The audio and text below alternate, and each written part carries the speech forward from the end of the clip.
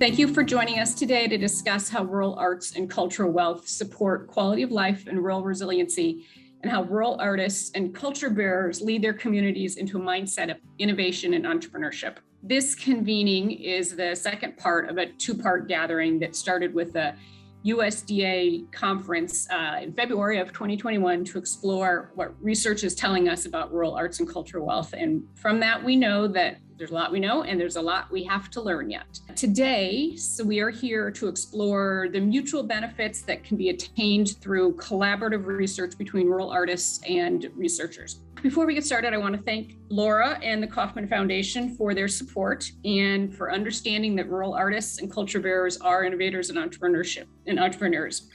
And I want to thank USDA for their support and understanding the important role of rural artists in rural community development.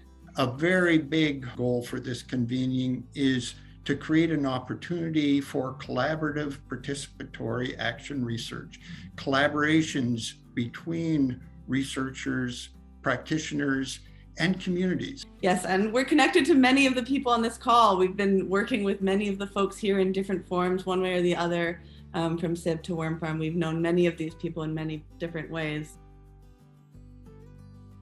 We noticed the importance of natural amenities and informal social networks are important to rural areas. There's so much about this town done by people who do not normally identify as artists. The concept of generativity, it's a stage of psychosocial development, and it deals with how people think about striving to create or nurture things that will outlast them. We have a joke here that we consider the environment to be sort of the extra company member here. Because we perform a lot outside, it's not like we can ignore it if it's like thundering rain. And we've always done art at the Cheyenne River Youth Project. That's always been a big part of what we've done because, as you know, you can't really separate culture and art. It's all very connected and it's kind of all the same. That's probably why we don't have a word for our art in our Lakota language. I think so many things that were talked about tie in with pieces that happened on day one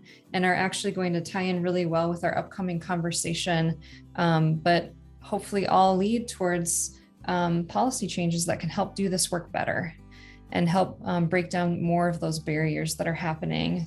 We believe that the Mavens and their teams know more about their communities than we do as a state arts agency. And so changing the frame of coming into communities with a prescription or telling people how to do something or how to fix themselves is, we're the exact opposite of that. So it's a slow go, but the asset-based nature of this has led to identification of entrepreneurs, creatives, makers, et cetera. And that's where people find lots of pride in their community. To fresh, healthy food, but also the lack of connectivity that we have to one another. Because as I mentioned earlier, for our community, the grocery store was almost like it was a gathering space. And it was one of the ways that really made our community feel like we were relevant.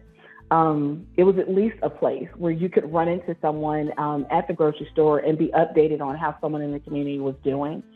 Notice you talk about a grocery store being important to a community beyond the groceries. And I think that's known as anchor institutions and is very important for the building and maintaining social capital in a community.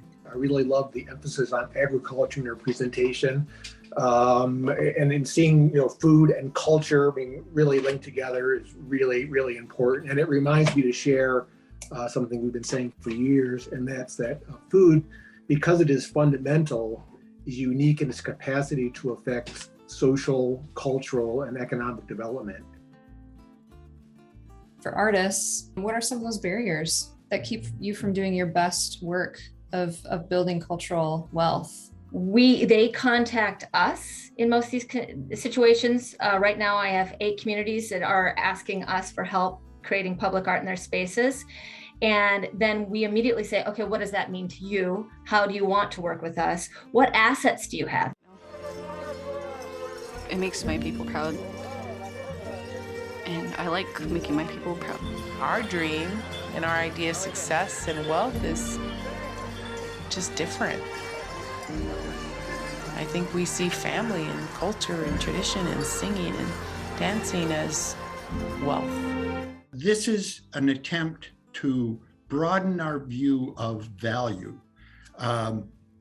so that we think of comprehensive value or comprehensive wealth. Individual and community assets lead to the wealth of individuals, not only those that are privately owned, but also publicly owned. And then generally there was sort of assumptions about whether it was generating community development or limiting community development, like cultural capital and some other studies, or it's actually something that's limiting community development, which I think is an interesting thing to think about for this group. Several times a day, in different iterations. And rural communities need resource investments, not gifts based upon what success has been wrong with that community. Cultural wealth building, however you define culture, however you define wealth, it's different for every community, different for every individual, but it heals historic divides.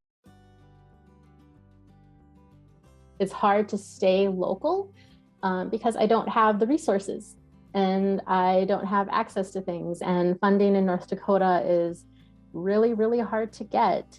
I have to jump through many, many loops, and NAU is not a nonprofit, we're a cooperative. So that's another block that I hit often. Rural communities are really excited and sometimes surprised even about the kinds of activities that we're interested in doing, which we want to try to change. We want to change the perception. Most of my work is in community and economic development, and so kind of adding the arts to it is a piece of that.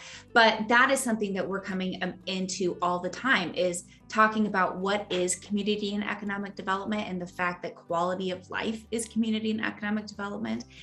And arts and culture fits into that, right? So I think that there's a really big, important opportunity to shift that conversation and create an opportunity to create new partnerships and collaborations.